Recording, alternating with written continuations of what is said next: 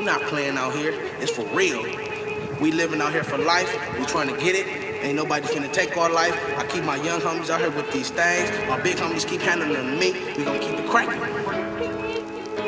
My other name should have been Jesse James, but I stay with my cannon. I didn't have no choice. I was raised right around the corner from where we standing. Hollow points in it and all of that. I'm ready.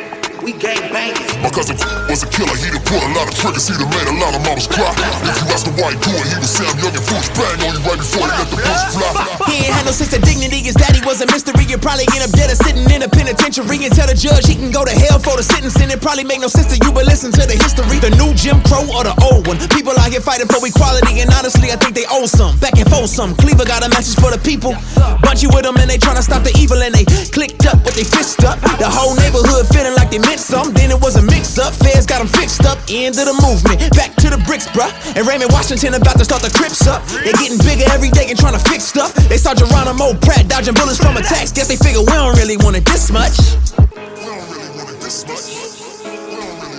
You know, originally the gangs were created to protect everybody in the community. There was lynching and bombing going on, and the gangs were there to protect. What people don't understand is a lot of the leaders died. Medgar Evers has been shot. Bunchy Carter has been shot. Fred Hampton has been shot. MLK has been shot in Memphis, Tennessee. These youngsters didn't have any direction, no leaders to look up to, so they imploded. They say CRIP stands for community, revolutionary in a party service. Way before the genocide and the murders. A little after integration was the verdict. When bombs may go off after Sunday service, pow! They protecting their community, then it turned into diplomatic immunity. Then the fight against oppression was depressing. Now they keep on losing battles and they started losing unity. Now they beat each other blue, black. Force fear, self-hate till they tooth crack. Got their own folks hiding on the rooftops. They ain't finna take no more, they finna shoot back. Bow!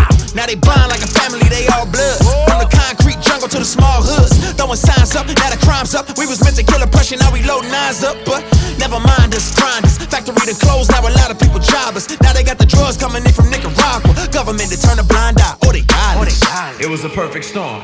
I mean, we're talking post-segregation, and what are you gonna do? The factories have closed and no one's hiring anybody from the urban community because of what you look like. And now there's a war going on in Nicaragua and drugs are being imported into your community. Are you gonna sell drugs or are you gonna be homeless? Because the government's not paying attention. Man, you tell me, what's a reasonable man to say? There's a high school in Alabama named after Robert E. Lee, and it's 89% black. You don't see the irony? What it do to a psyche, it's simple, you don't like me. What I'm supposed to do now? Delusional, calling that system criminal justice, where the rich and the guilty are safer than the poor and the innocent. Why would we listen when American churches scuff they toms on our brothers' dead bodies as they march to stop gay marriage? Yo, we had issues with Planned Parenthood too. We just cared about black lives outside the wombs just as much as in. Young man gon' find purpose somehow, and the nation was at least around. And when them vice lords told him he was of royal descent, and that war on drugs felt much more like war on the poor, he figured forget it. But why don't you come stay a while? Tell us how the Son of Man walked on Egyptian and Eastern soil and wasn't just a Western construct. What Master used to control us, but what the Master used to free us. And it was a crooked system just like this that left the King of Kings bloodless. Yeah, we are truly a descendant of a king, only his reign is infinite. And being right is a distant second to the joy of compassion. Why don't you come stay a while?